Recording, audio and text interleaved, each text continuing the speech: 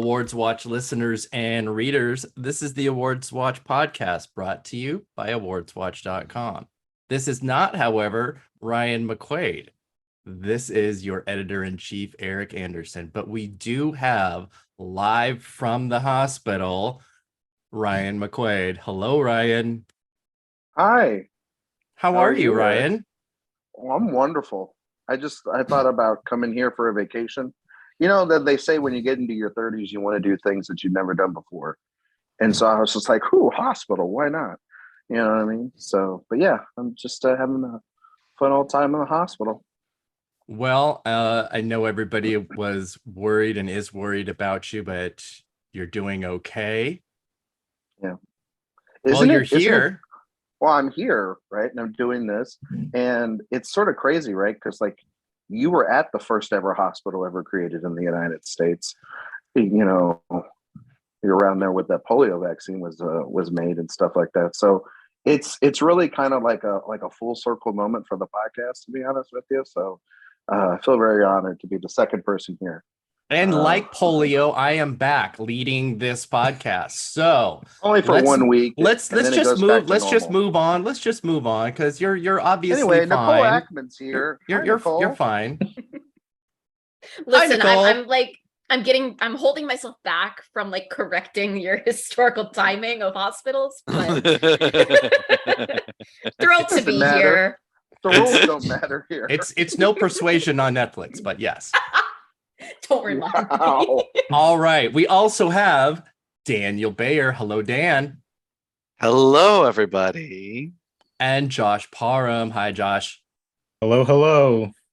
I have a feeling that Ryan and I will be wrestling control of this, and it's going to be like children watching their parents about to divorce, but that's just kind of how it's going to be. So it'll be a normal episode of the show. It will be a normal episode of the show, essentially. Yes. Yeah. So a lot going on. We did miss a week, but we're going to try and just largely focus on what's happening right now and some things coming up. I think the most current thing happening, or as has already happened, is Comic-Con, which gave us a lot of really exciting things, really annoying things, like Phase 5 and 6. We're just continuing with phases. Okay, sure, MCU, whatever, fine. But I think we'll definitely talk about what all of you enjoyed or didn't enjoy. But I think it goes without saying that the Wakanda Forever trailer was the moment of the con. I think so. I think people were really shocked. And absolutely. It's really funny because there was so much. We haven't even seen anything from this movie, and it's coming out in November. All it is that one sheet poster. What are they hiding? What's going on? And then they said, oh, hi, guess what? Here's the trailer, and it's going to be the best trailer that you've ever seen. So, yeah. Ryan, what did you think of that trailer and of the rest of Comic-Con's offerings? Well, Angela Bassett's getting an Oscar, clearly.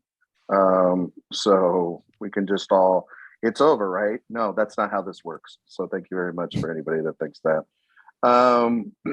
I will say that I thought the trailer was very effective. I thought very well put together, but also it's still hiding a ton. It looks like there's a lot going on. It'll be interesting to see if they pull it all together. They still do not reveal. They reveal that there is a Black Panther element, a new person playing Black Panther, but they don't reveal who it is, which is just like, come on, just tell us who it is. It's like the movie's coming out in like 5 weeks. Like, let's go. Like, just figure it out. But I just thought that, everyone thought that this movie didn't exist. Almost thought it was directed by James Cameron or something. And it's not. It's directed by Ryan Coogler, and Coogler we trust because Coogler's one of the good guys, I guess, in terms of being able to take spectacle and expectations. And I'm looking forward to it because this puts an end to this Phase 4, and we get to go to like, Mach 5 or something. I guess I don't know what the hell else we're doing. I believe it's DEF CON 5. I'm not sure, but I think that's what it's called. DEF CON. Yeah, Death Comic Con, right? That's what it was. I don't know. Anyway, it's the hospital. Cut it out. All y'all shaking your heads. Anyway, I thought it was a good trailer. I thought overall the presentation, it just felt so like the whole Comic-Con for me. It's not just the hospital. It just felt like there wasn't a lot really announced. It was very expected. There wasn't a lot of surprises, other than like 18 episodes for Daredevil next year. Eat your heart out, Stranger Things. But other than that, they didn't have any stuff for Blade, so it don't matter, and I don't care. So that's, once you get some Blade stuff, you can call me MCU. Otherwise, forget about it. Nicole, what did you think of what the Comic-Con offerings were in the Wakanda Forever trailer? So I thought that trailer was absolutely stunning. It got me super hyped for the movie, which like has been said, I think we were all a little bit getting skeptical about just because of sort of rumors we'd heard about production and the fact that we'd not seen anything yet. But now I have real faith that it's going to be at least solid, if not great. And obviously it has a lot to sort of live up to with how great the first Black Panther film is. But I also know it's going to be a really emotional experience as sort of they're dealing in world with T'Challa's death. It's going to make all of us deal with Chadwick's death all over again. And I'm looking forward to being able to sort of honor him in that way. Otherwise, the two things I was really excited about, one was that we got a look at the Shazam 2 movie, which I am, of course, excited about because we got a photo of Rachel Zegler in that movie, which I am so looking forward to. I'm so excited to see where her career goes from here on out. I've been a fan of hers since she was like posting videos on YouTube of her singing, and getting to see her like make her way into all the big franchises is so fun. Manifesting her a role in Star Wars next, because I know that she would love that. I want her to get to live out all of her dreams, and I think it seems like she is. And the other thing I was very excited about is that we did get confirmed a new Captain America movie. Obviously, there's like 4,000 MCU projects that were announced or confirmed, but the thing that I am most interested in the MCU right now, other than I'm also very interested to sort of see where things are going with some of the new characters that we've had in Phase 4, mostly Yelena, because I want to see Florence Pugh do all things all the time. But I'm really, really excited that, Sam Wilson as Captain America is going to get his own film, partially because I want to stick it to all the racist people who hate that he's Captain America now. But also, he's been one of my favorite characters for a long time, and I'm really excited to really see him get proper time in the spotlight. And I think that'll be interesting to see where that goes. So obviously, I feel like with the MCU stuff, a lot of it was just sort of overwhelming, and we didn't get a lot of like actual anything like solid. It was a lot of just like, here's a logo. But I think that there is some stuff that's teed up that's going to be really cool like that. Like, I'm very excited for the Echo series because that's just like a huge and exciting step for representation in the MCU in a really cool way.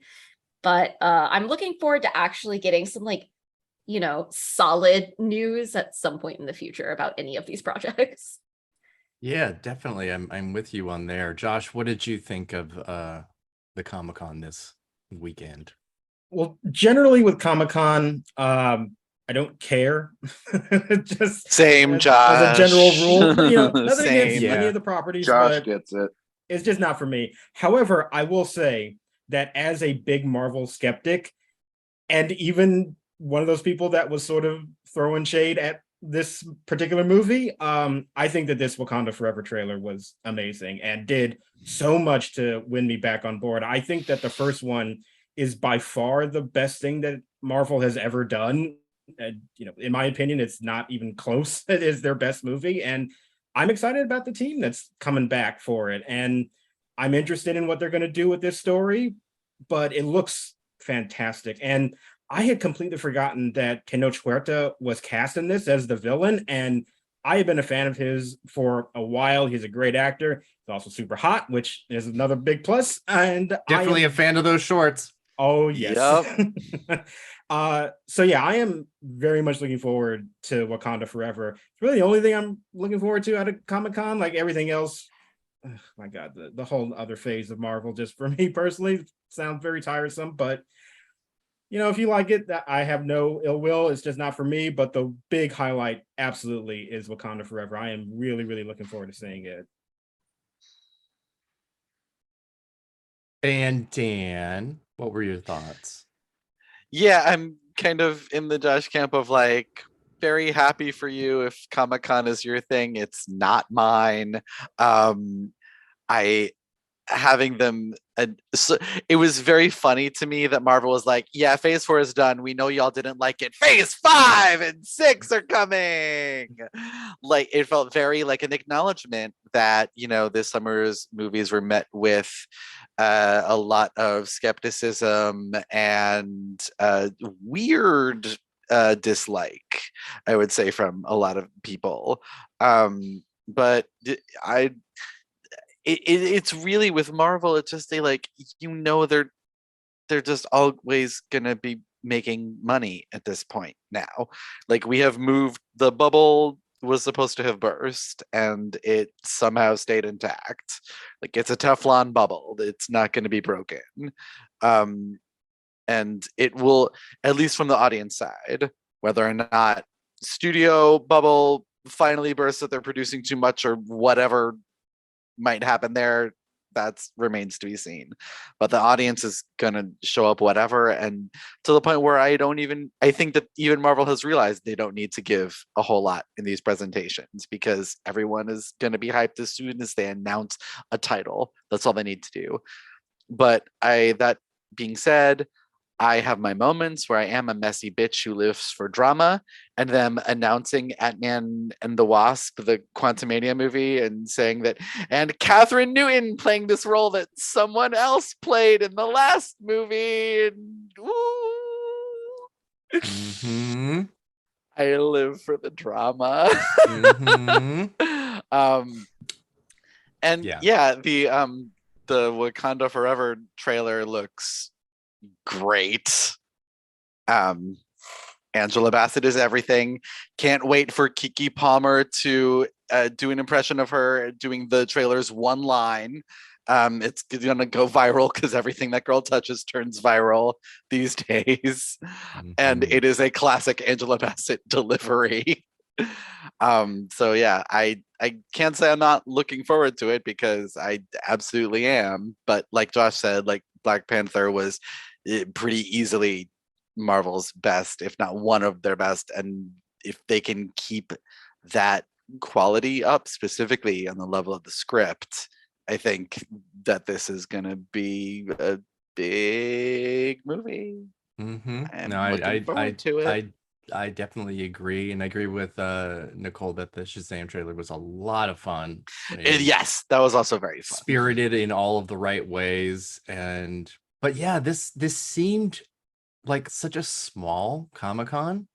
There was so little, and clearly, DC has issues with Flash and Aquaman that it just did not want to deal with at all, so they didn't. So there wasn't much there. What are you talking about? Nothing at all. Movies are fine. What do you mean?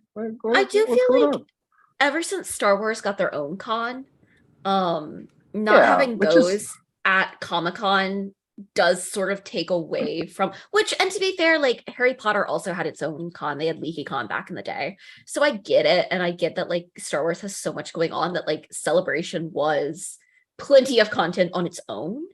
Like, I think a more fun experience maybe for people who go to it, because, like, if you're going, then you care about everything there. But it does sort of feel like without, like, that sort of tentpole of the sort of type of thing that happens at Comic-Con, there's just less to happen regardless, even if everyone was bringing their A game, and it kind of didn't feel like they were this year.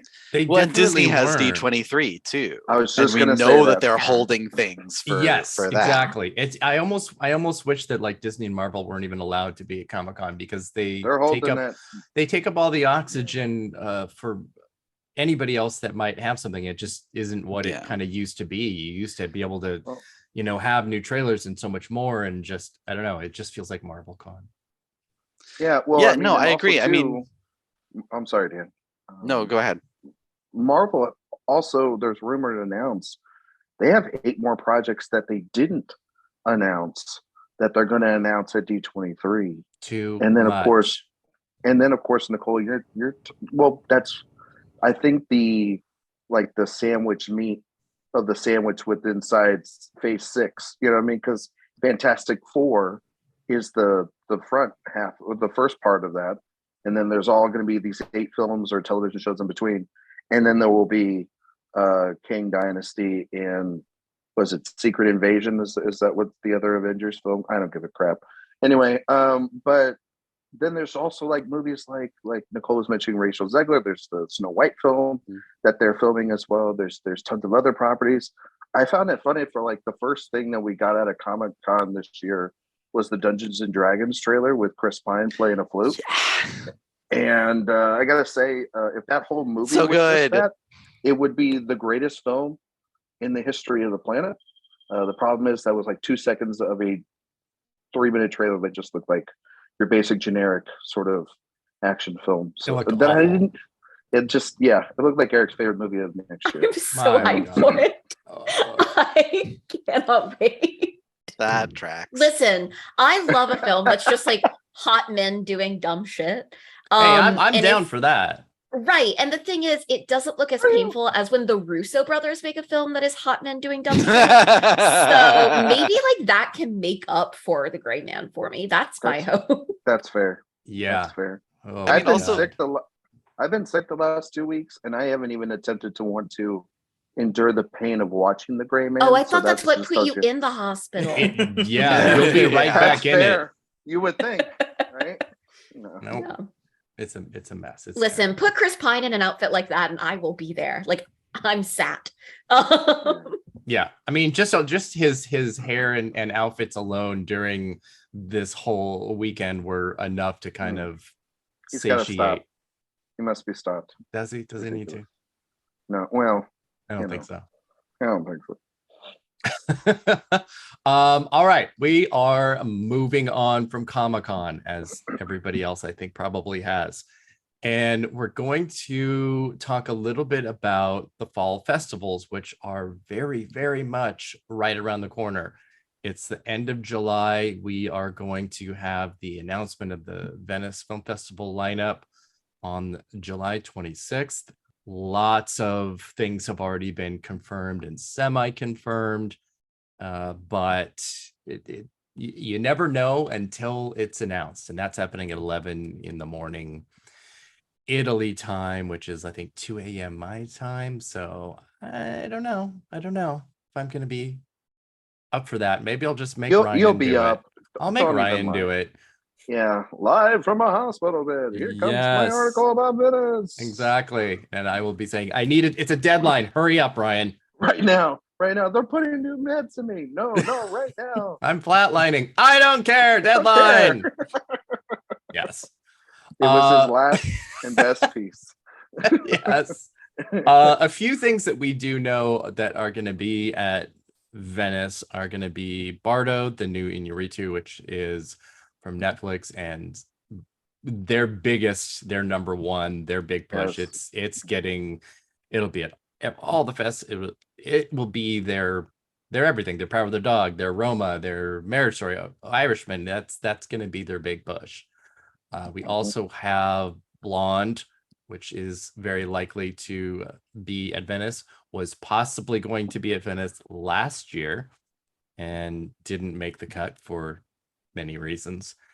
And I think this is going to be a really interesting movie. I'm cautiously optimistic. I'm hopeful. I love the book. Well, I Joan love the Didion said weirdness. that she thought it was a good adaptation, right? Or something. Joyce Carol Oates. Oh yeah, yes, Joyce Carol. Yes. The author of The original other novel. Yeah. old white lady who writes these books. It's fine. They all, put them in a vacuum. You never know though. Sometimes, like Anne Rice hated Interview with the Yeah. Vampire, and then she liked it later, and you never know. But I think with a book like this, as really unique and extremely non-traditional as it is, being able to say yes, it keeps the tone of that is certainly exciting, to say the least. I think it's it's interesting that those are the Netflix films. We heard this week that there's a possibility Reston's not, or it's confirmed, right, that Reston's not going to. Nothing's Or is that confirmed. nothing's confirmed yet, but it's yet. big rumor. It is a rumor that like Rustin and Yeah. Shirley are both rushing to finish. Which I mean, a lot of these films are probably still rushing to finish. The ones that are, Fabelmans is probably still in post. So we all know Killers of the Flower Moon will come right at the last second. I mean, some people have their pauses about that even coming out at all. So which I think it will, because it will. There's actual contract obligations for things, so it's I know, Eric, a little different, but yeah, I know. But I just think that right now, where the landscape's looking, and there were some big TIFF announcements this week, also with the Woman King, which looks incredible. Yes, I was getting to that next. Well, but please, I'm just gonna go ahead, Ryan. What else is there? Well, they're gonna have Papa Spielberg in the Fabelmans, and talking about mommy and daddy, and maybe why they loved him or didn't love him. I don't know. That was the big surprise. I mean, we were going to kind of lead to that because there's other things. There's Billy Eichner's Bros is going to be also at TIFF, which is fucking awesome. Hang on to your breath, because make sure you have a breath mint, because Glass Onion will also be there too, a Knives Out story. Glass Onion and Gay Harry Styles will be there with My Policeman. Yeah, My Policeman. Obviously, if Don't Worry Darling's there, probably Olivia Wilde will be there, probably not Florence Pugh. But that's just beside the point. I think Don't Worry Darling's gonna do Venice first, but it's clearly a TIFF movie. It comes out like September 23rd. It's the TIFFiest movie there is. I can't wait for those Florence Pugh interviews for that movie. That's just gonna be did I speak too soon on that? Maybe not gonna happen. I don't know. We'll see. Anyway, we'll see. I don't know. But yes, Ryan, to get back to the thing you mentioned a bit ago, Spielberg's The Fabelmans, that was just announced the other day. Huge news.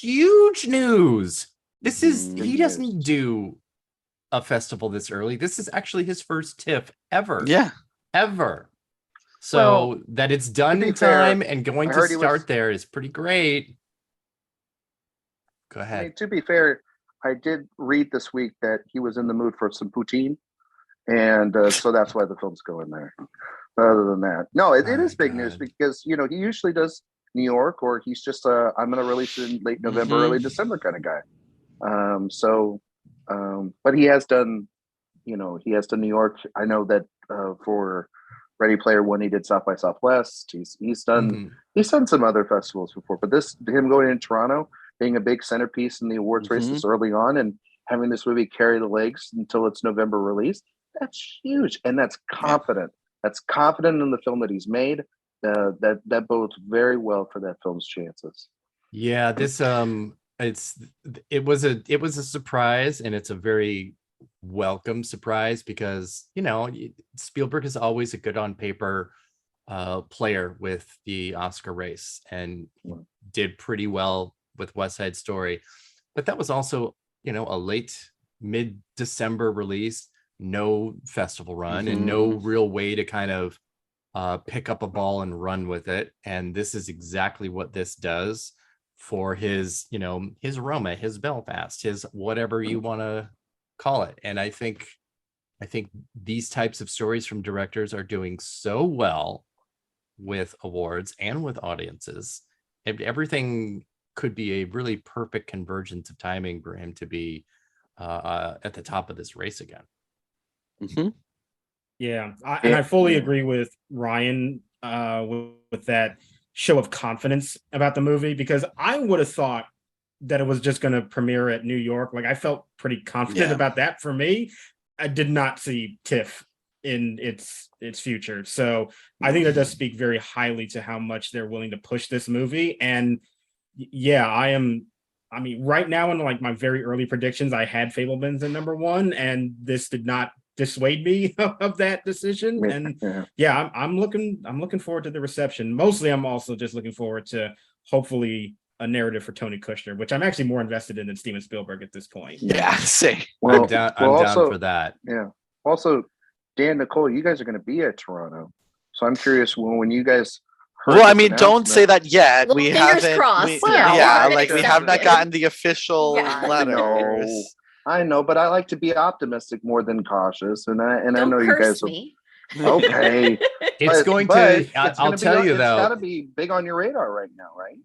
Oh, the soon as they announced it, I was like, if that screens the day after I leave, I will be pissed. It's going to be absolutely cutthroat to get into this movie. I mean, I feel bad for the people that are gonna, have to buy tickets and passes because that's gonna go out really fast. But even for press, like a lot of places can, and TIFF, you are, organized by a certain level. And it's going to be pretty cutthroat. Someone's going tumbling down that escalator is what I'm saying. I will say one thing. I think with it also going to TIFF, going to an early festival early on, that bodes well for it playing more of the smaller festivals in October and stuff.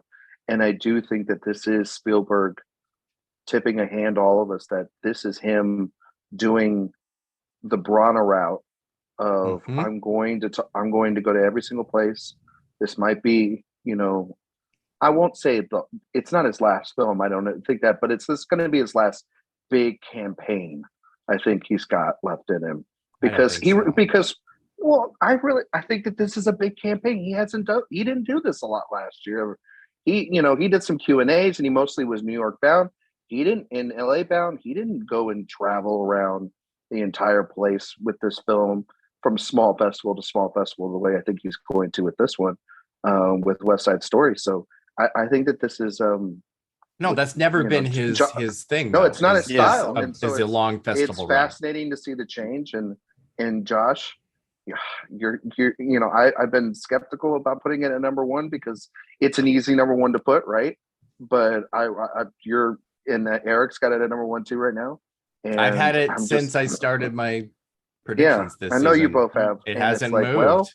And now I feel so good. I know. It's like both of you are sitting riding high. I mean, oh my God. I have Paul Dano, Michelle Williams, everyone gets an Oscar.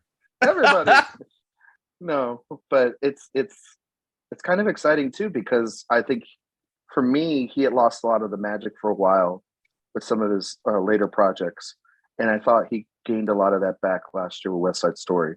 So it'll be really interesting to see this personal touch that he has with this. And when he's making personal things, I think that's a really good thing for Spielberg. It's worked out a lot before in the past. I hope it mirrors Belfast last year in that it's announced as a TIFF world premiere and then surprise shows up at Telluride first. No! I agree.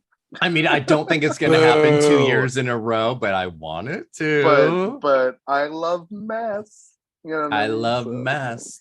And it's funny because when King Richard did their premiere at Telluride, that's not the kind of movie that premieres at Telluride. That's a TIFF premiere all like through and through.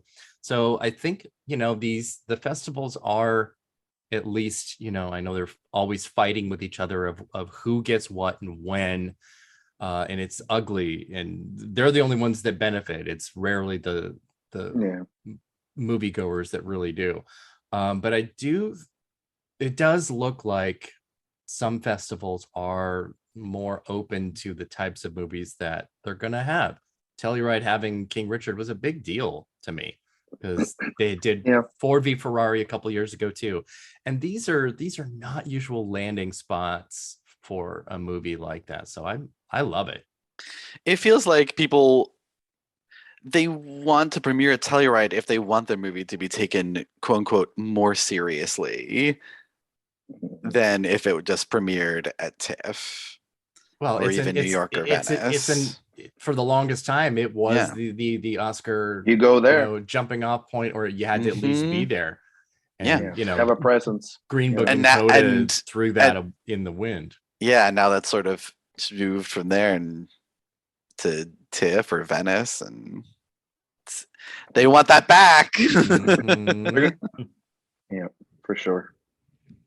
We're gonna move on now to a little bit of Emmy talk because it's been a little quiet and we're sort of in an in-between place with the nominations announced on July 12th and winter voting starts on August 12th. So everything that's happening right now is just a little bit of interviews for nominees and their submissions for their entries, which are actually coming in very, very slow. We don't have a lot. I'm looking at them right now, and we have only one in drama series lead actor, Bob Odenkirk's the only one that has submitted so far. We only have the Killing Eve women for lead actress in a drama series. So it's gonna be really crazy. Next week is going to be just every single day a new episode dropping, and all of us talking about the Emmys are going to look at that and go, do tapes matter and do submissions matter, which is the questions that we ask every single year and always have, regardless of the voting process and the voting style. And I'm not sure if it will matter so much, but I think it might in the cases where you have multiple people from the same show nominated, where you can have a submission where you are really a focal point. Because if you submit something and you have other people pulling your light from you, it doesn't really help you too much.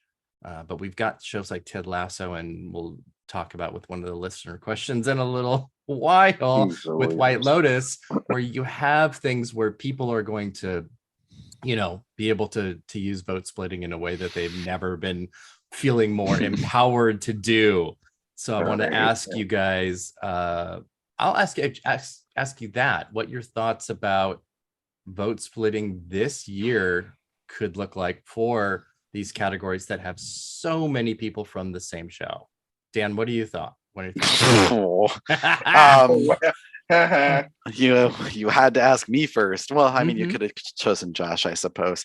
But you can just say I don't care and I don't know. I do kind of care. It's just like most of the shows that I watched were not nominated, so my level of caring has gone down. RIP so many shows, but it's insane to me, like the particularly the White Lotus, like all of those people, and I really am looking at those categories going like, well, none of them are going to win, right? Like, because there's just no way. But this tends to happen at other award shows. I know for sure. I'm not so aware of the history with this at the Emmys, but it's the case at the Oscars and the Tonys. If like you have more than 2 nominees in that category, someone from that is winning. It's I don't know if that also is true at the Emmys or not, but it's a little bit, I think, specifically with the case for White Lotus, because each of the supporting categories where all of those nominations have a major frontrunner from that show. It's kind of feeling a little preordained. I think in a different year where there wasn't, yes, you could really hammer home they're going to vote split and somebody else will be able to win. Nicole, what are your thoughts on that?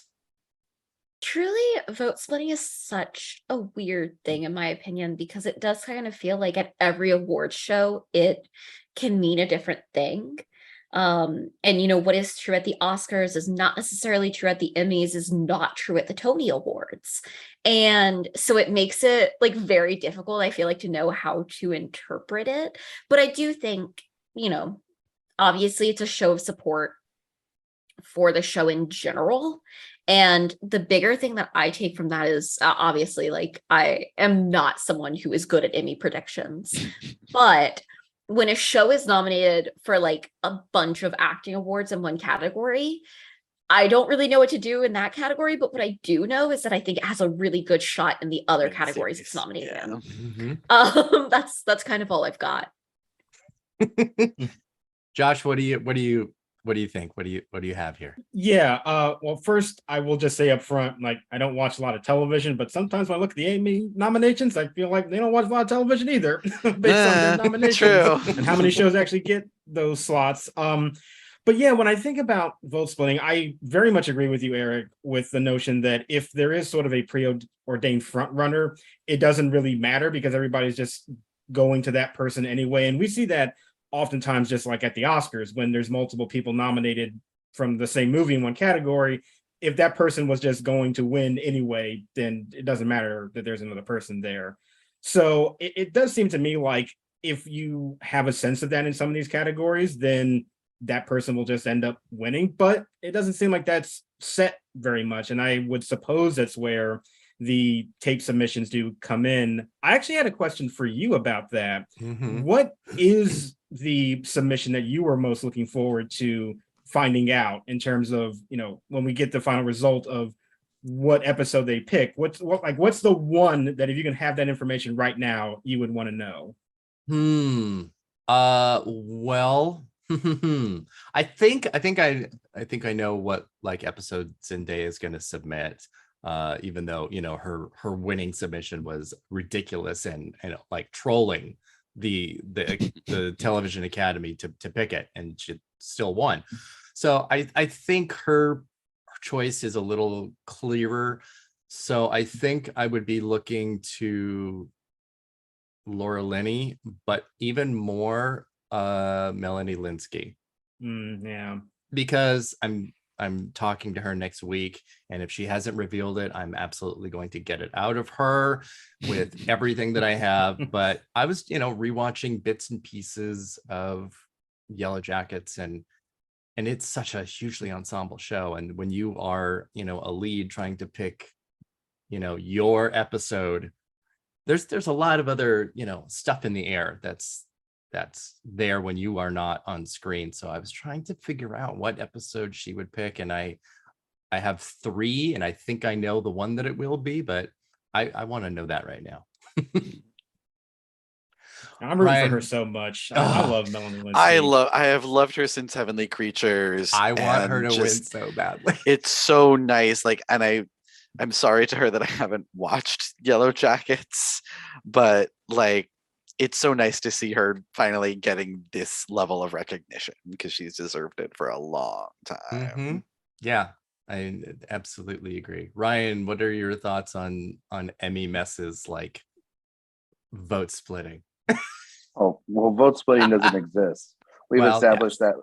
We've established that there's some colleagues of ours that believe it and like try to, spread, propaganda around about it and stuff, and it's funny, but it's not, because it doesn't exist. Like, if they like somebody, they're gonna just give it to them. That's just how it is, and they vote for who they want.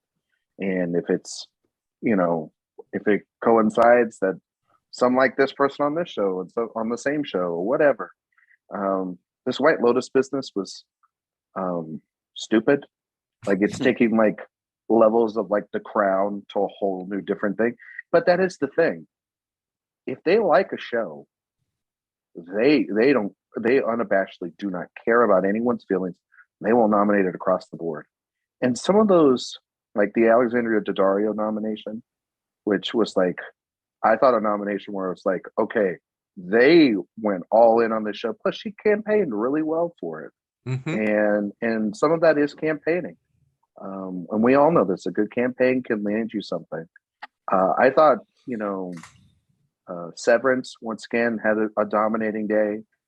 Be interested to see what, for me, McFadden, what episode they present for him, as well as for Strong and for Cox. I think Cox has a pretty clear submission. I think so too, but we think it's clear, and then sometimes they throw a curveball on us as well. So I do agree with you with Laura Linney and I'm pretty sure I agree with you on Zendaya. I think I know what her episode is, but you never know. Like, she threw a curveball the last time. So yeah, but if it's But if it's not the one that you and I are thinking of, like if she doesn't submit that, she's crazy. She's crazy. But also too, she Or a wants to make genius. with less. Or a genius. Yeah. I mean, that woman can do no wrong in my eyes. So even with Tom Holland. But that's beside the point.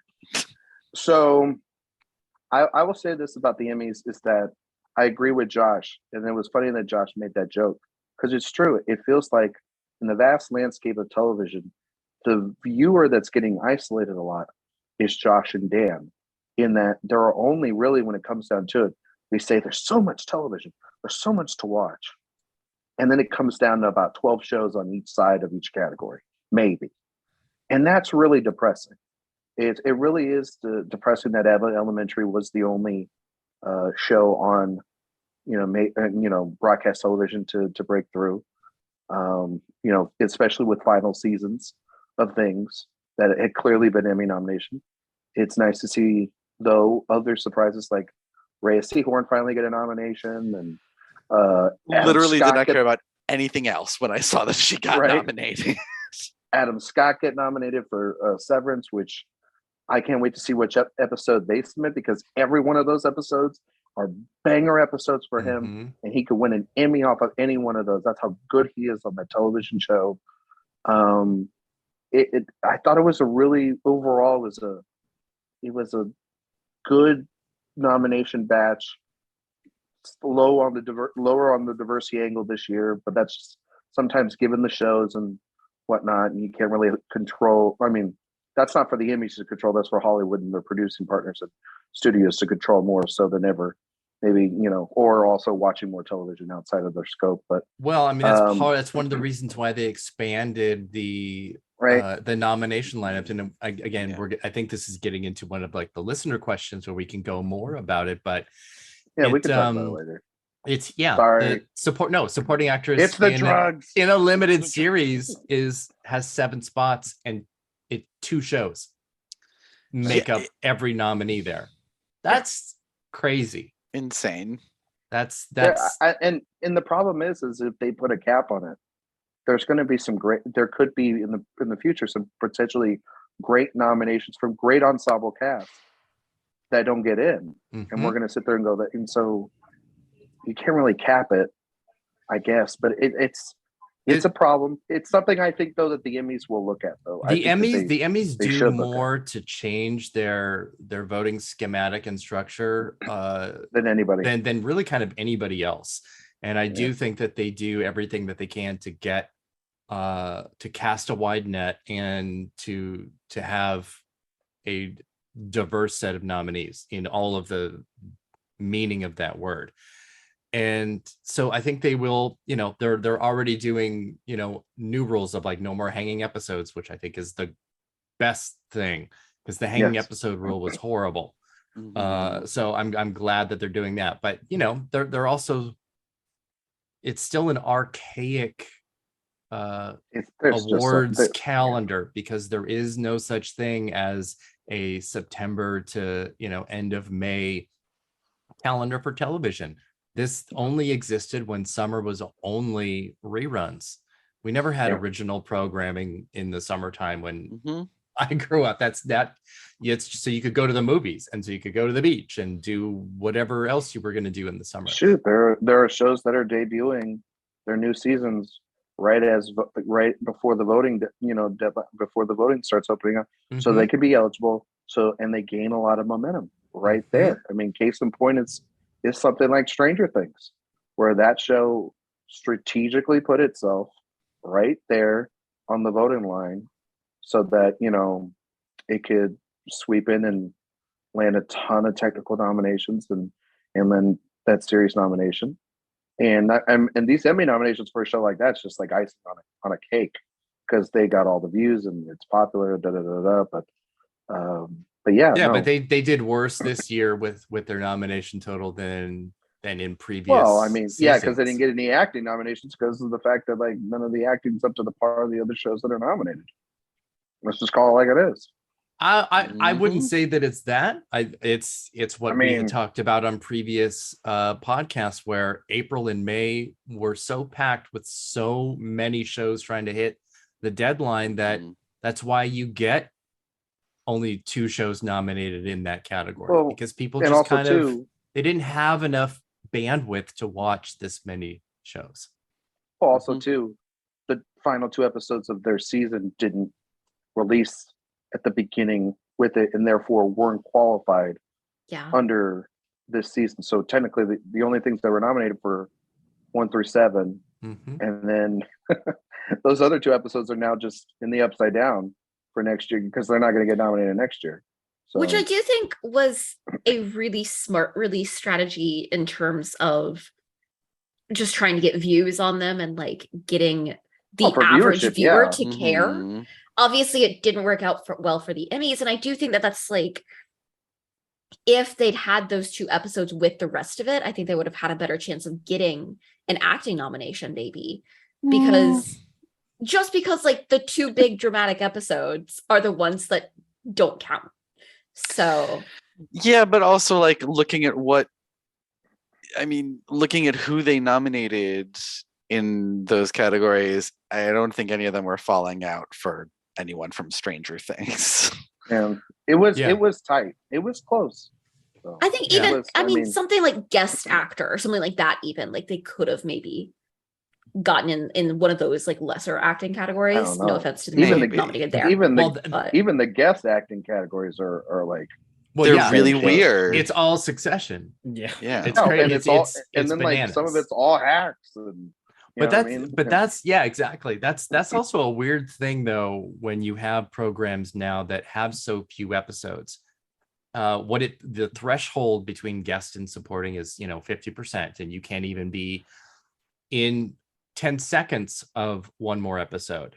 Otherwise you might have your nomination taken away, as happened just a few years ago. But that was a lot easier when shows had 22 episodes in a season. You only needed to be in 1 episode or 2 episodes and you could get that guest nomination, and that threshold is so small when you have these tiny seasons. And streamers have really like locked down what the size of a season could be. I mean, even 13 is now 10 and less, and 13 used to be what on network television was your first 13 episodes. You ran some reruns, and then you had what was called the back 9, and then you had your 9 and that ran through sweeps.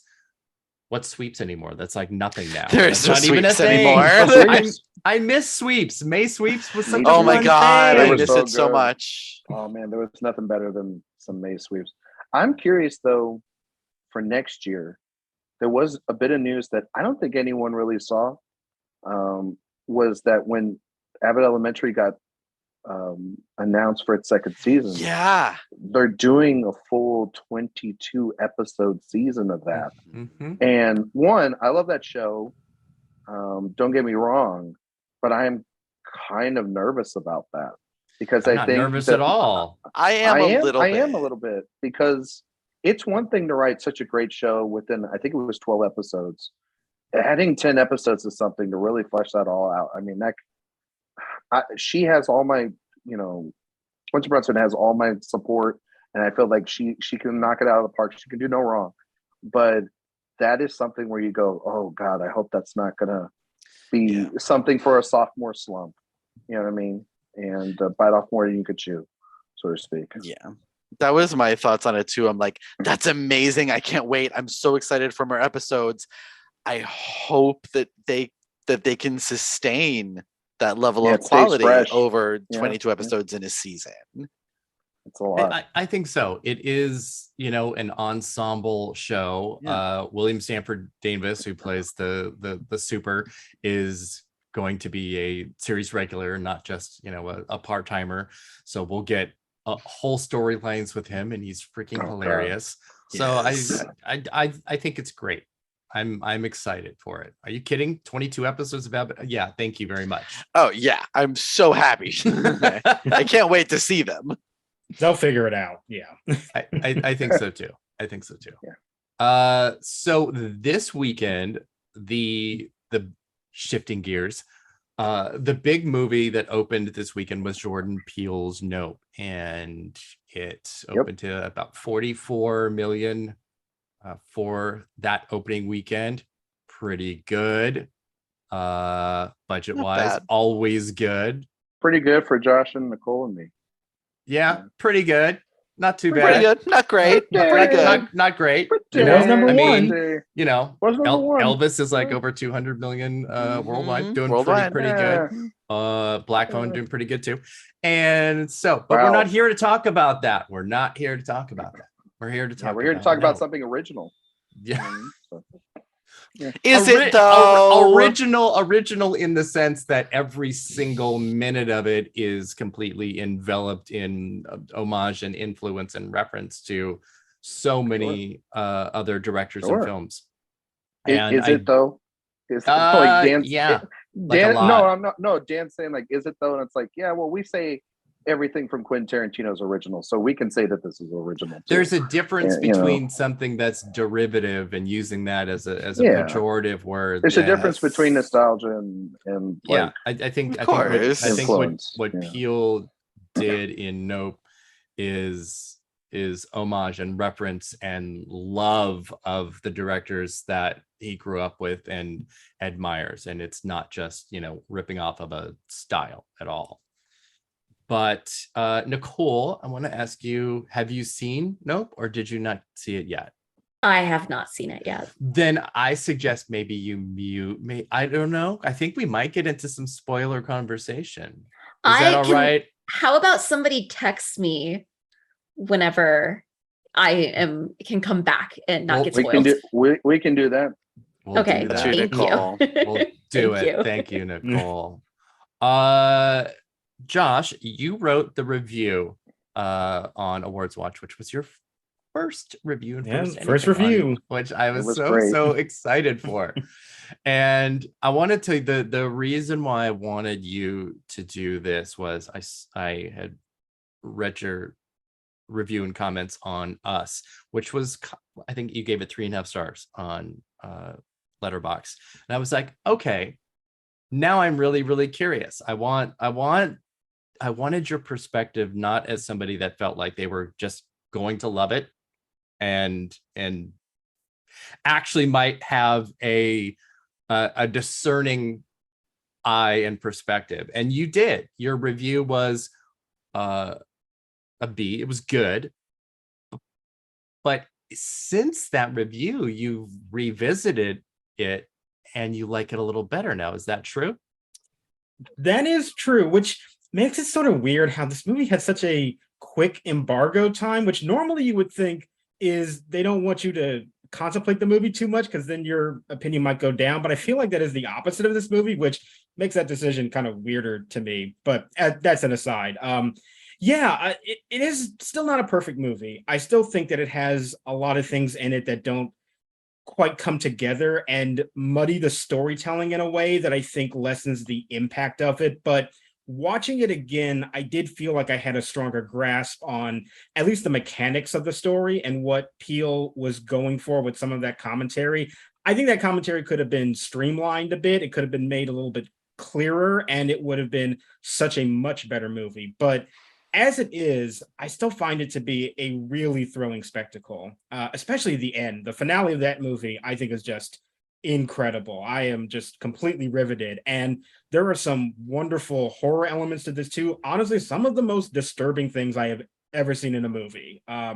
There is a perspective shot within the ship that will haunt my nightmares till eternity. It is one of the most frightening things that rocks me to my core, honestly. Is that when they're going up the yes, yeah. And there's a particular sound effect that sounds like a scraping balloon mixed with screaming. That's one of the most chilling things I've ever seen in a movie. The sound work in this movie is incredible. Phenomenal. Yes, the sound work, the score too, Michael Abel's score might be my favorite score of the year so far, to be honest. I think it's his best of his work with Peele. I was stunned. I mean, Hitchcockian is something that kept getting thrown around for this movie.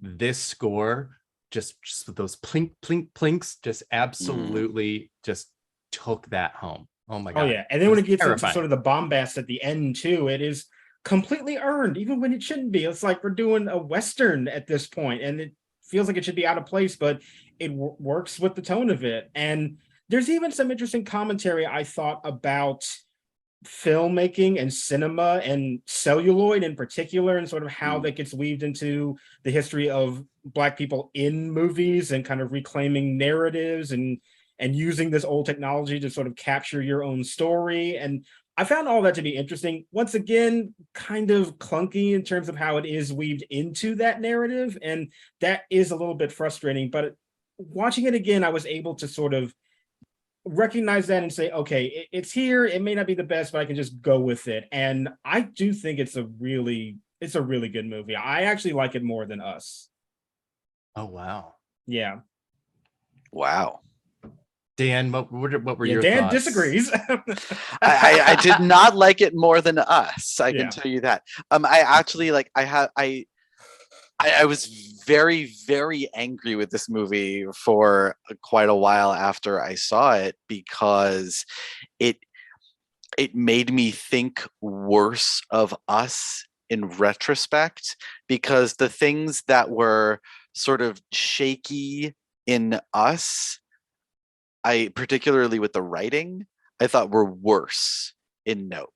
So I can't like go back and say like it's, you know, it's an aberration, you know, it's just something that, you know, he had to get out of his system or whatever. No, this is like now the direction in which he is trending. And so like I couldn't excuse the faults of Us in the way that I did when I saw it. And that made me very, very upset and angry, because, you know, you want directors like Jordan Peele, who have such a specific point of view, to grow and, you know, do better from film to film. And I think that as a director, he has improved from film to film. But as a writer, and he is a very much a writer director, I think his writing has sort of stepped down with each movie. Get Out, I think, is just about perfect. Us is really, really good, but goes a little apeshit at the end, and it didn't quite hold together as well. And Nope, I just have so many problems with the screenplay. The biggest being that there are no real characters for any of these people to play. And while the spectacle on screen and everything is doing with the direction and the visual effects looks amazing, and it's great popcorn fun and entertainment, but it felt really empty and hollow to me because I couldn't connect with any of these characters. There's nothing to get me invested in the story beyond I want to see these people survive. But they kept like hinting at a lot of things and backstory and relationship stuff, but just like the tiniest bit, and it was never really explicated in a way that felt like I had a good grasp on who these people were and what they wanted, outside of, you know, to stay alive and to, you know, have a job. I'm kind of in the same place that you are, Dan. I did like it a lot, my immediate reaction, and then I liked it less the more I thought about it, because at 2 hours and 15 minutes, I was like, it either needs to be shorter Long. or much longer, because Yes. something's not coming together. And it definitely was characters that were really underwritten, and I wasn't there with them. That it was, you know, the eye things there. He was relying on so much in the visual ideas and storytelling that it wasn't really on the page. Yeah. And so many unfinished ideas too that I just thought were fascinating. The whole concept of that opening, which they do come back to, the Edward Muybridge uh first film, I was just like, oh my god, when those first frames come up, I was like, this is Yeah. okay. I know what we're seeing. I know what's going to happen. And it sort of comes back up later, but it doesn't really factor in as much as I was expecting it to, maybe kind of hoping it would. It sort of just defaults to Michael Wincott's, cinematographer character of like only wanting to shoot on film and giving up his life for the heroic concept of film over digital. And I was just like, okay. And he had a manual IMAX camera, by the way. Yeah, like who has that? Right? Who has that? What? Yeah, that was a lot, but he was great. Wincott was pretty awesome. Yeah. I Great. loved him. I him. thought he was hysterical. He was my favorite performance in the whole movie. Well, Brandon Perea, I mean, yes. Well, I appreciated him on much. Yes, on on different different levels. on so many levels. I wanted to like break my computer and give him a call. Ryan, you did get a chance to see it before you almost died. Yeah, And probably it might have been shouldn't have. And yeah, you probably Shut up, shouldn't have, Josh. because I think you went into the ER like right after. Yeah. I did. So I did. what was your It was response worth to it. the movie that was not part of a fever dream? Oh my god, this movie! Everyone knows here this was my most anticipated film of the year. I think Eric's shots early on in this review were aimed extremely right at me, which is fine about wanting someone that wanted to go in completely unbiased to this film, because I think that Get Out, I Get don't Out know is what you're talking about. and Josh's review was very, very good. I got to read that while I was here, resting and everything. So great job, Josh. But I got to say this: Jordan Peele, his first two films, Get Out was a movie took me forever to see. I did not see it in the theater. I couldn't get around to seeing it. I didn't want to go to alone, and then finally I watched it at home with a bunch of friends, and I thought it was a pretty good film. And then over time, it's gotten better and better. And I think it's a very good film. Us, I mean, no better experience to watching Us than at the premiere of South by Southwest. Loved it. Thought it was great. A movie that just had me at the edge of my seat. Had a fantastic lead performance from Lupita. Like seriously, one of the all-time like horror performances. And so it's like, okay, this man's 2 for 2. He's coming in with this what looks like horror sci-fi sort of thing. Elevated himself up. Didn't see a trailer. Only saw the poster. Knew the cast. Like Josh said, probably should not have seen this film already, but here I go and say, this movie fucking rules. This movie fucking rules. Whatever Dan just said there is the complete opposite of what happened with me. I watched this movie and I was like, within the first 5 minutes, I was like, I understand everybody in this film. I understand who these people are. I love them. And I want to be like, I want to be in their family, drinking and listening to some great records. I don't give a shit. Clearly, the with the virus had horses. already taken hold of your brain. All right. All But I got to tell you, I think you want to make the criticisms about the script. I can't really argue that, because I do think that his screenwriting, I think you have to see it a second time to really appreciate the subtle things or things that may not work for you. There were a couple things that didn't work for me, obviously.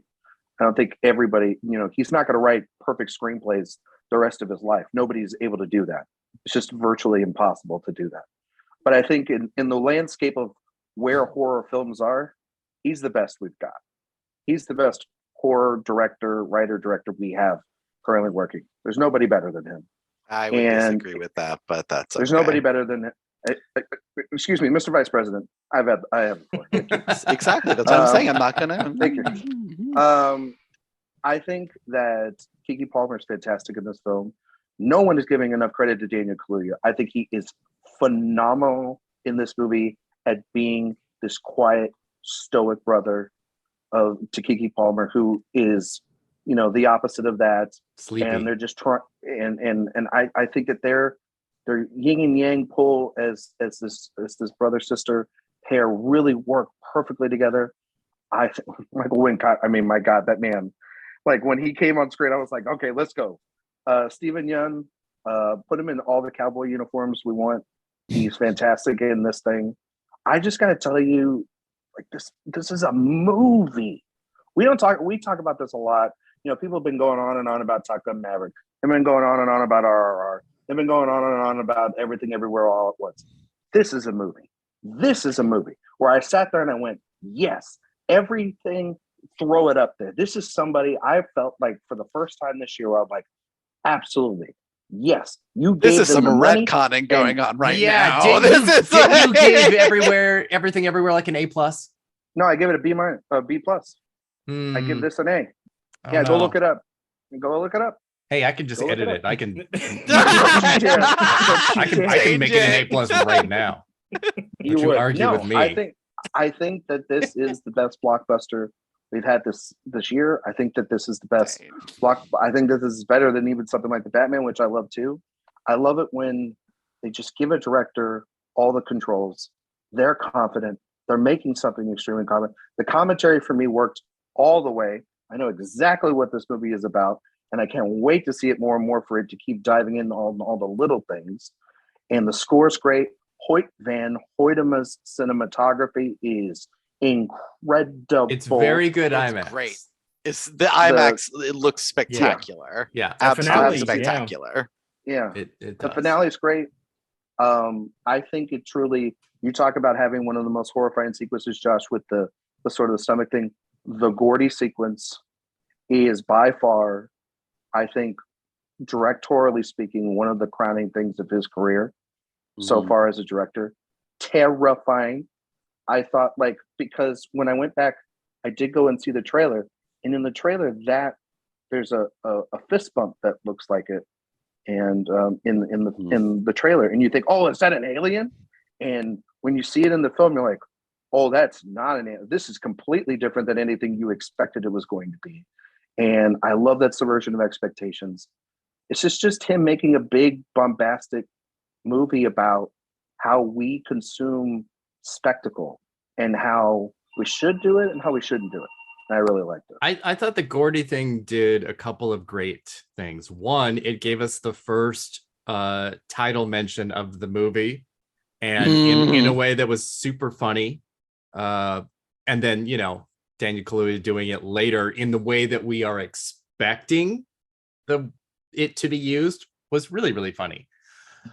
But the Gordy stuff also gave us monkey paws in quite a literal sense, and then there's even like a monkey paw later in the destruction of Jupiter's claim, just like from a costume. So there was a lot of self-referencing going on. Those pair of scissors on Steven Yeun's desk when they go to his office and meet him for the first time, which is like right out of Us. There was a lot of self-referential stuff, which I dig. I thought it was pretty cool.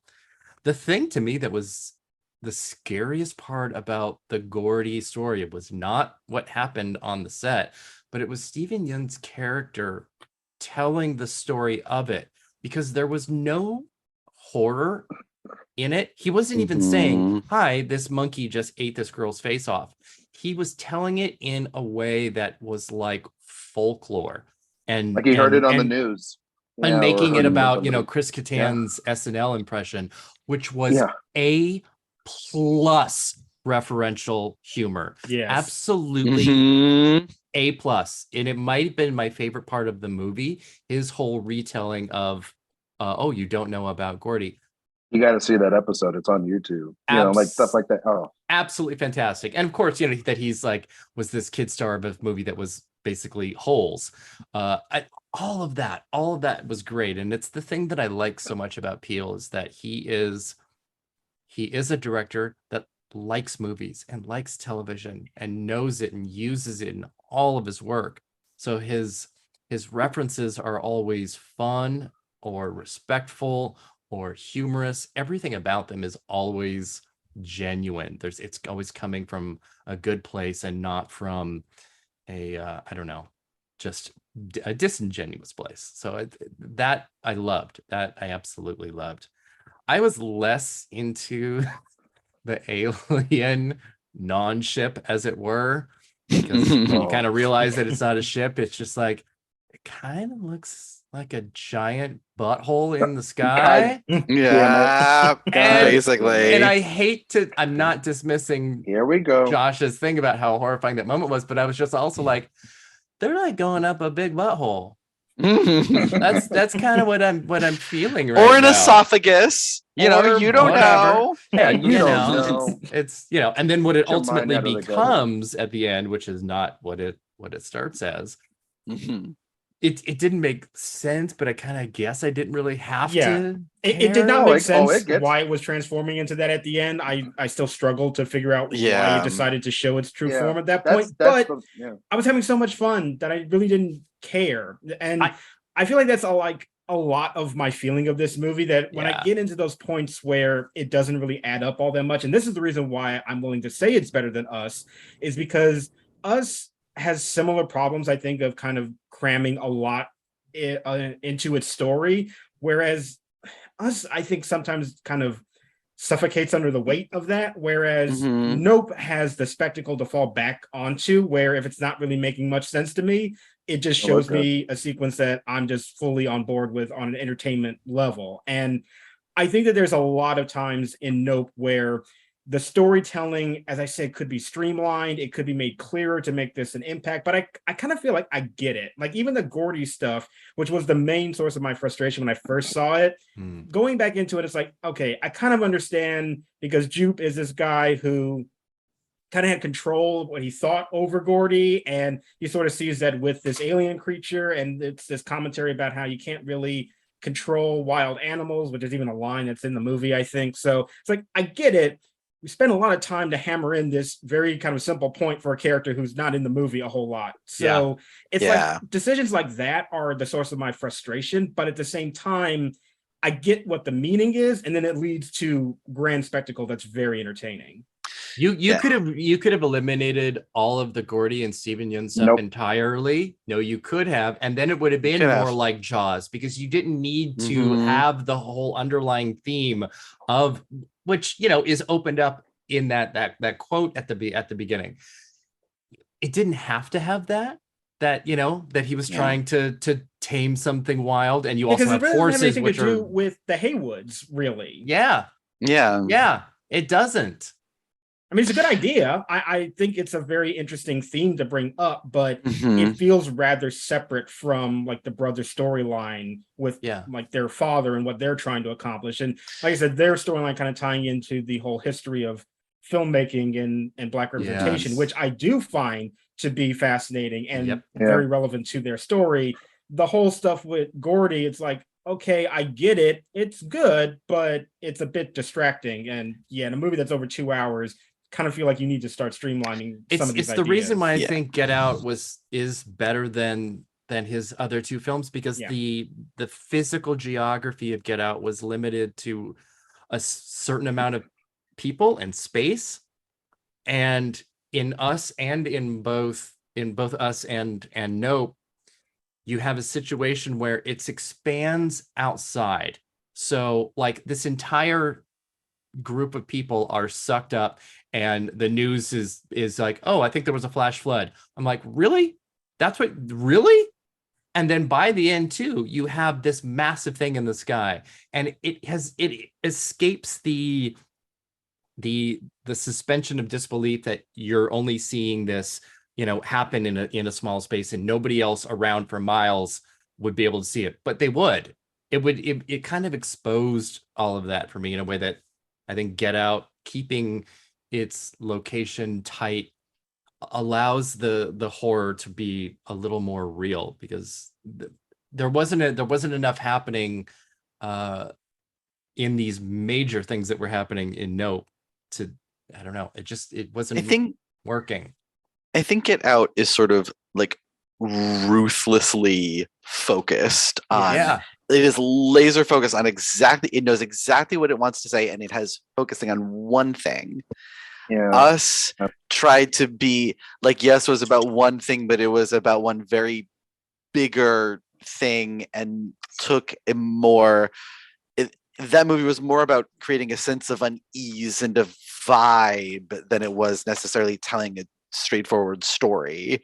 And now Nope is just, for me, it was just all about the spectacle and throwing it on screen. But then you're also taking all these tangents off from that spectacle because he has all these different things that he wants to say about that. And I don't think, like, yeah, the Gordy stuff is good, and I certainly get more out of it thinking back on it than I did while watching it the first time. And the scene when they go back and show the whole what happened, that is probably one of if not the single best scene in the whole movie. But on the other hand, if you're looking at this movie that's 2 hours and 15 minutes long, with, you can cut that out and you don't ruin any of the main story or the feeling that you want the audience to leave with, or the themes that you're working with. It does not have any, it's not necessary for the story that the rest of the movie is telling. You could cut it out, and you could even replace that time with more time with these characters so we actually know who they are and have investment in them and their lives and what they want, other than just their, sort of place in history. And I think that's what's really, it's the only thing that is holding me back from loving this movie that I really wanted to love a lot, is that I just felt like the first time that he really got so caught up in his ideas and thematic elements that he wanted to explore, that he forgot to write actual characters to guide us through that. And Keke Palmer and Daniel Kaluuya do their damnedest, and they're great. I think I totally agree with you, Ryan, that Daniel Kaluuya is very underrated in this movie. He is giving all the deadpan humor, and it works every single time he says that title. Every single time I was laughing. I won't lie, but I didn't feel connected to him. I didn't feel like I cared whether he lived or died by the end of the movie. Because I didn't really know anything, and the relationship that he has to Keke Palmer's character is ill-defined outside of the fact that they're sisters. They're brother and sister. Yeah. And there's some sort of unspoken resentment that has festered for years, but he always seems to be very nice to her. It's just very, that is what held me back from being fully invested in this movie and enjoying the whole of it, as opposed to just saying, I love this spectacle that I'm seeing on screen right now. I will say, though, I did appreciate that they were essentially gender swapped in the types of characters that they were playing that we've usually seen. Because she, is, a total player and spontaneous and crazy and stupid. And he is very methodical and careful and quiet. And so I thought that was kind of cool. I liked that. Mm-hmm. It's a great movie. I don't know what else to say other than please see it, for the love of God, because I do think that is everything that Josh and Dan said. I think that this is a movie entirely about spectacle and everything, and I think that even with the creation of the monster at the end, and as that's unforming, it's how they handle an even bigger spectacle, and how we have to handle spectacle as a whole. Like this, obviously Get Out, that's a problem I have with that film a little bit, is that it is focused on one topic, and it does a good job with it. But I wanted a little bit more. And I think with Us, I got that, because I got his anger and veracity that he had of making a movie about how we are as human beings within our time right now, especially during the Trump administration. And this is about the industry. This is about the people he works with. This is about us as an audience, the people that he wants us all to go, see his films, about how we handle media nowadays. And I find the film to be an absolutely fascinating through line throughout the entire thing, even with the Gordy stuff, of how you can manipulate and take a tragedy and spin it into a spectacle like something like that that can become even more horrific than the isolated event that it was 20 years ago, and not learn from mistakes. And I think that their relationship, it's strained because of the relationship between Keke Palmer and her father, but I don't need to see a ton of that. We get on a lot of directors nowadays for telling us a lot of things, and instead of not showing us. And I sit there and I go, please stop talking and just show us, and just move this story along and get going with it. And I think this movie does that. And I genuinely was a little emotional by the end of it. I thought that it really spun its web perfectly. And yeah, when I read that it was like getting Jaws comparisons or Close Encounters, or it was getting more of a Spielbergian touch from people rather than John Carpenter, I thought about it. I was like, yes, there's both of them in there. I think this leans more towards Spielberg by the end, but I think also too, it's from these three films, he's Jordan Peele by the end of this. To me, like 100%, I know what I'm going to get from a film of his. It's not M. Night Shyamalan, because that's what some people were worried about with this. Is like Signs and Nope. You know what I mean? It's not Shyamalan. Don't. I think no, he's not super Shyamalan, because he's not about that kind of twist. And there's one thing in it though that I do think comes close to it, which is OJ not looking people in the eye, and that factoring into basically how you defeat the alien. Mm-hmm. Yeah, that came very close to Shyamalan logic of this. Yeah, that character trait is the key to defeating the monster. Like, but I love into it, but yeah, it came close. I love that he almost goes for like that boo scare moment in Signs with the aliens in the barn. Oh yeah, and then turns it into something else. Yeah, like the first of 3 or 4 fake jump scares that happened in that movie. That was fun. Yeah, they were good. Effective. Yeah. So, I liked that a lot. But yeah, no, he's obviously not M. Night Shyamalan. Signs is dopey on character, but at least it has characters.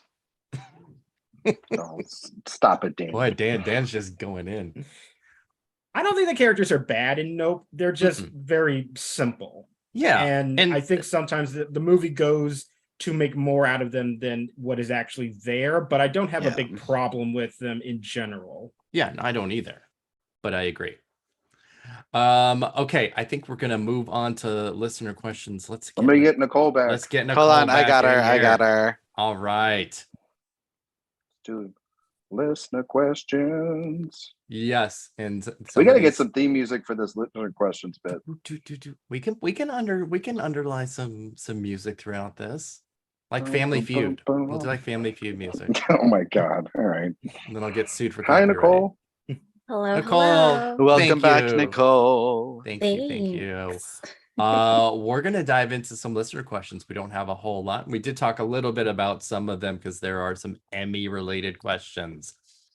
And speaking of, the first one we have is from Brian Sudfield. Which Emmy nomination this year made you the most happy, and which snub made you the most angry? For him, the best was Rhea Seehorn, and the snub was Sarah Goldberg. What do you think, Nicole? Okay. Personally, a nomination that made me really happy, and this is like, I know, a little bit obscure, but Natalie Holt got nominated for composing for the TV show Loki. And I really like Natalie Holt's work on Loki, but also just in general. And I'm also just very passionate about female composers, and really love to see them get recognized. So that was really exciting for me. In terms of snubs, I feel like the biggest snub that I was kind of annoyed by was Selena Gomez missing out on getting nominated for, just because having Martin Short and Steve Martin get in, which like both are very deserving nominations, but when 2/3 of an equally balanced trio gets nominated, it feels wrong. And I would love to, see her get that recognition. She's been in the industry for so long to be the age that she is. Like, I remember watching her on Barney. And I was an avid Wizards of Waverly Place girl back in the day. And I love getting to see her like use that comic talent that she's had since she was quite young in this way. And it makes me really sad that she didn't get in alongside the other two of them, because I think that like so much of what is good about that show is how they work as a trio. And yeah, that's probably my biggest snub. I would have loved to have seen Oscar Isaac also get nominated for Moon Knight, because I think he does really fantastic work in it. But I also know that like not enough people probably watched Moon Knight, which is a shame, because I actually think it's one of the best things he's done in terms of just his performance alone. Ryan, what about you? Snub and best nomination. Snubs. Well, best nomination for me, it was Adam Scott getting in there for Severance, because we were worried about that not happening for the show, and we knew the supporting actor was going to happen. So I'd say him getting in there was great, because he's the anchor of that show and he's fantastic. Snubs, anybody in the cast for What We Do in the Shadows. Like the new season's going on right now and it's incredible, and how that cast is not nominated across the board is ridiculous too. Like if there's a cast that should dominate Emmy nominations, it should be that. They're fantastic. So I would say anyone in that cast, just any of the five or six in that cast. Yeah. Josh, what about you? Yeah, I don't watch a ton of TV, but I actually do have an answer to this. I do watch The Great, and I love Nicholas Hoult especially. yes. And I was very happy that he got nominated, because he did not get nominated for the first season. No. That got blanked. Yeah, so I was very happy that he made it in, because he is fantastic on that show. I think it's his best work, so I was very happy about that. In terms of what I was disappointed in, I think Midnight Mass is one of the greatest things I have ever seen, like movie, TV, no matter what. I think it is just a masterful work, and that was not recognized, I think, is a giant shame, because I remember watching that and thinking, this is like one of the most depressing things I've ever seen, and I think it's also fantastic. It's fantastic. I do not throw around the word masterpiece lightly. I think it is incredible and deserved so much more recognition than it got. People were mad on Twitter. It got like one sound editing nomination. Yeah. That's it. Oh, that's people ridiculous. Were mad. Oh, I was pissed. Yes. Dan, what about you? My happiest nomination was easily Ray Seahorn. The woman has been putting in Emmy award-worthy work for the whole of Better Call Saul and has never gotten nominated. So it was so nice that finally she got in, that I didn't even care about who else got nominated. And I know the question mentioned Sarah Goldberg for Barry as the biggest snub, and yes, that one hurt. But for me, the complete shutout of Minx, which I thought was just one of the most delightful shows of new comedies of this season. That was, to me, one of those, like, there's just too much TV and they're not going to watch the show about penises, and that makes the show is point even more trenchant and powerful, and maybe they should consider watching. No, I think you're right. I think the scope of voters for new shows was really, really small. So if you didn't have Severance or Abbott Elementary level buzz, there was not a lot that was going to get outside of there. My favorite nomination was probably Sheryl Lee Ralph for Abbott Elementary. Although I wish Lisa Ann Walter would have gotten into, but I just think what Ralph is doing in this, in a culmination of a career, is just absolutely just legendary work. It is so perfect. She's so perfectly cast. So I'm obsessed with her in that. And I cannot wait to see what her submission is, because she has several that would make for good one. She has too many. She has too many of like the great lines. I mean, Janelle James is wonderful, and she has love her too. Everything in her corner. But Sheryl Lee Ralph is just an absolutely iconic comedian. think that what I was the most disappointed in was Station 11 missing limited series after getting writing and directing and Hamish Patel, especially with, like That was surprising. inventing Anna getting in instead. We don't need to talk. We don't need to talk about it. That was a lot. That was a lot for me to. What to are you nominating, Emmys? I do not have time for I you. don't have time for you. I swear though, I will always love that at least because I'm obsessed with Julia Garner and whatever the fuck she is doing. So is the Television Academy, Eric. Yeah, they loved it. They loved it. Yes, Eric, you are very invested in Julia Garner's career at this point. I really am in so many ways. So many ways. Hey, you have to be able to play some kind of weird European accent if you're going to play Madonna. It's true. Very true. And she can do it. She has shown that. So, anyway, before we talk more about that, next question. The next question. Cameron Diaz is apparently coming out of retirement. Anyone else who is retired that you would like to see again, and in what? And this is from S2S Movie Reviews. Yeah, Daniel Day-Lewis. Bingo. Boom. End of story. Okay, but is Paul he Thomas. Actually retired? Is it like a real retirement? No. I mean, is he was making she really shoes retired? or something? I mean, was she really retired? Come on now. Let's be fair. Was she really retired? No. Yes. She Yes. wasn't really retired. Yes, she guys. was. Come She on. was making low-calorie wine. And he's cobbling right now somewhere. Maybe. Right. So Yeah. No, the Yeah. answer that No, I But have she had is- gotten offers and Yeah. turned them down. Multiple. Yeah. Literally, she was saying, I'm not doing any movie. Yeah. Yeah, the answer that I would have is Jack Nicholson. I just want one more. Don't let it be. I Yeah. want it to be the last movie, ooh, please. and that Yeah. I don't care what it is. Just give me one more cranky grandpa role and let that be it. I would please take. I just don't want it to be that. In the movie to be same line last of one. thinking, mine is like Gene Hackman. Yes, I was just Yeah, gonna say that was that was my mine. other pick. Mine was Gene Yeah. Hackman because I'm like, you came so close to an Oscar nomination for Tenenbaums. Please, Yes. please. we can Grumpy get you Old there. Man remake I with know. Nicholson and Hackman. I'd watch it. Let's go. Let's do We it. can't have Welcome to Moosport be the last thing on this evening. Right, Please. yeah. Come on. Yes, That just hurts. that's the thing. That's the thing. Yeah. I would have said, and I know he's not retired, but it feels like he's just not doing anything other than what directing was Clooney. And now he's got that film with Julia Roberts coming out. Yeah. But he was a guy where I was like, are you not going to make anything? Because when Clooney's making good dramas with directors with that early, late 2000s, early 2010s run, he was doing pretty well for himself. So, He's all right. oh, shut up. Anyway, next question. All right. The next listener question is from Jacob K 2022. I guess that's a new account. Why do we think some narratives succeed and others fail?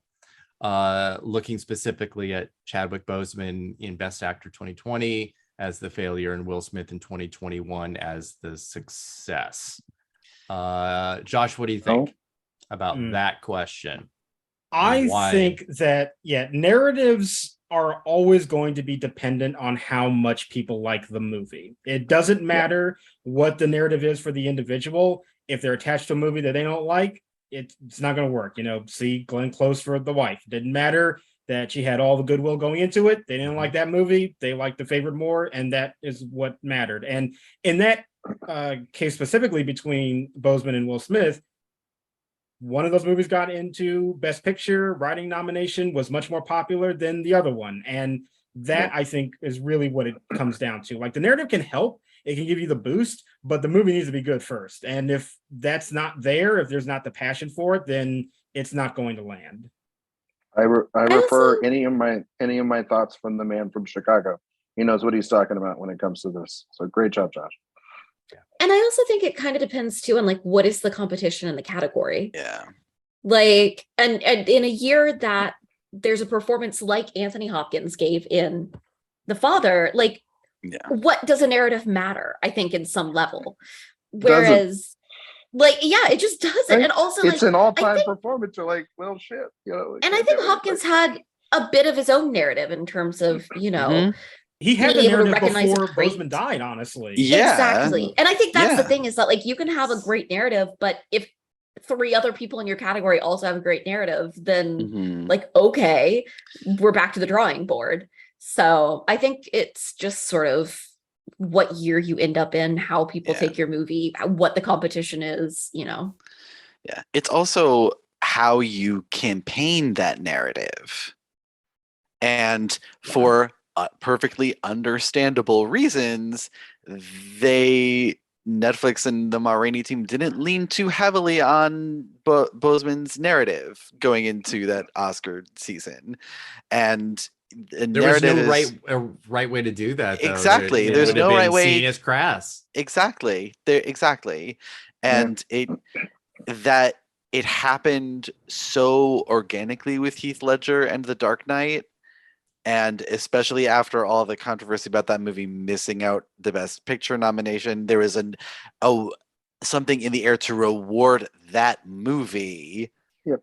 And when people were also openly talking about how much they loved Heath, and it was the perfect storm. Well, that was you a know? cultural phenomenon. Yeah, too. exactly. You know, that wasn't just And a great another performance. That didn't- all-time And Ma Rainey's Black Bottom was not a cultural yeah, I mean, it's a good movie, but phenomenon. Very good movie, not on the but- same level at all. Yeah. Yeah, no, I mean, and for Ledger, that was coming 3 years after Brokeback, and he was Yeah. a clear second place there. Mhm. So the narratives sometimes aren't just the thing that you're on; it's the thing that came before as well.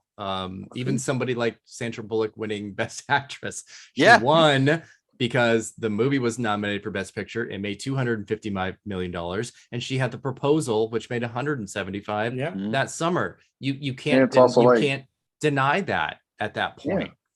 So Also, it's Sandy B. Like, who Yeah, doesn't like but Sandra Who Bullock? doesn't love her? Put her in a And she room. hadn't been Put in her a in a part room.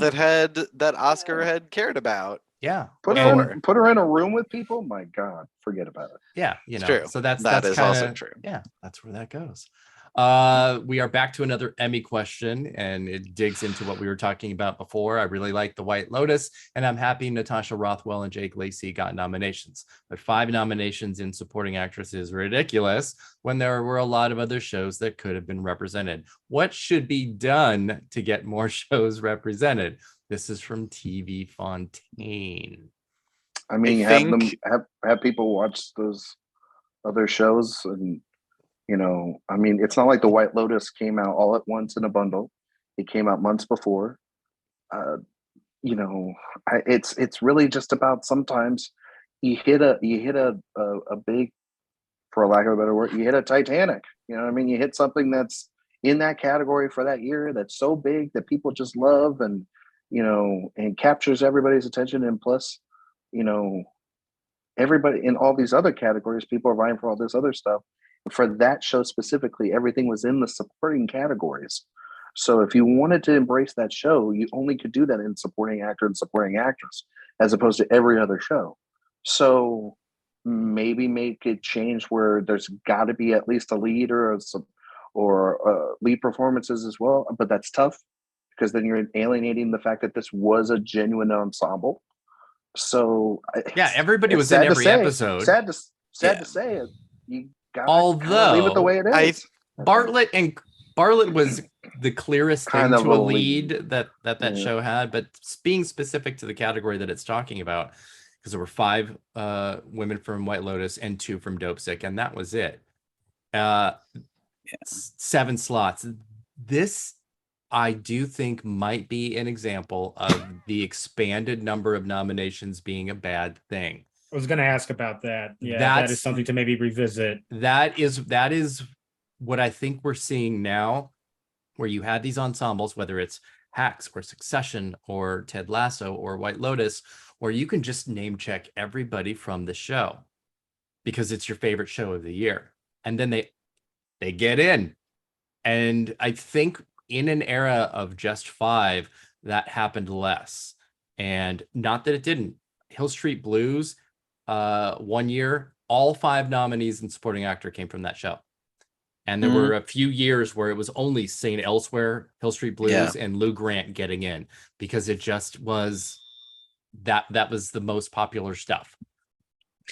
I have wondered for a while if just because of the sheer amount of television that exists now, if the Emmys need to install like a blue ribbon panel or executive committee or something at the nominations level for each, for drama series, comedy series, miniseries, limited films, just so that they only focus on one part of television, but they've seen, if not everything, then a large percentage. Because I do think that really is what the big problem is there's so much TV that you literally can't watch it all. Yeah. No. And it did seem like initially that changing of the voting had intentions of opening it up, because you could literally list as many as you wanted. And it's like, you don't have to limit yourself. But I think it does mean that for those handful of shows that everybody has seen, and the only ones that people have seen, they get all the votes, and the other ones get strays here or there. But it's hard to compete with the totality of all of those other shows getting this very concentrated section of votes. So it kind of seems like to me, and again, as somebody who does not have familiarity with the Emmys, so I take everything I say with a grain of salt, but it seems like some kind of cap kind of seems necessary, whether that's the amount of people you're picking from the show or the amount of actual names in general you're checking off. I kind of feel like there needs to be some limit, because this whole just name whoever you want seems to skew very heavily into fewer shows getting these nominations. I have another solution too, is why in drama and comedy are they the only ones with guests? Why can't we have guest categories with the limited series? Or because it's just it's a single isolated thing. It's not this. It's not. I mean, some of these performances that might be smaller. Yeah, someone can only show up in one episode of a limited series or something. Yeah, you know what I mean. Then what they could do is create a percentage, which they do already kind of with guests and supporting and being. I'm just saying it's something to throw out. I think, and they did kind of used to do this with their blue ribbon panel. They could adopt what Oscars and SAG and lots of critics group do, and that is a different group does the nominations, a much smaller group, and then the body of that membership votes on the winners. That's how you're going to get, not 5 nominees from the same show. I can almost guarantee it. Almost. Do you like what BAFTA does? Yeah, I would go slightly larger than BAFTA's like, hi, we're 5 people making this. I mean, I like that about BAFTA, but I understand. I like it. No, I do too. A little bit more open. I think what their violence is fun. Yes, it is. I love what BAFTA is doing, but I don't think that would be the worst idea. SAG does 2,000 to 2,500 random members. Yeah. They do nominations. 160,000 plus voters then can vote on the winners. I think that's where you're at least going to find some variance in the nomination stage. I agree with that. Yeah. Well, I think we're going to wrap for today so that Ryan can stay on the mend and get on the mend. We haven't, heard any nurses or doctors run into the room, checking and pulling tubes and cords and plugging them into the wall or whatever it is that they do. So that's good. So Ryan, where can people find you when you're not in the hospital? My God, beating the hell out of you, I guess. I don't know. You can find me on. Try it, sicko. You can find me on Twitter and on Instagram and Letterboxd at Ryan McQuade 77. You can find all my work here when I'm not in the hospital, at AwardsWatch, In Session Film, and all other places. And I truly got to say this while I'm here. This has been one of the highlights of this whole stupid experience. I miss terribly doing the show with all of you. And for all the listeners out there, I terribly miss that we missed last week. We will come back next week and do what we were going to do with all those questions. Next week, we are going to do our Criterion episode. I will be here. I will be at home, and I will have an assortment of everyone here to do that. enormous task. But thank you for all the best wishes. Eric, thank you for hosting this.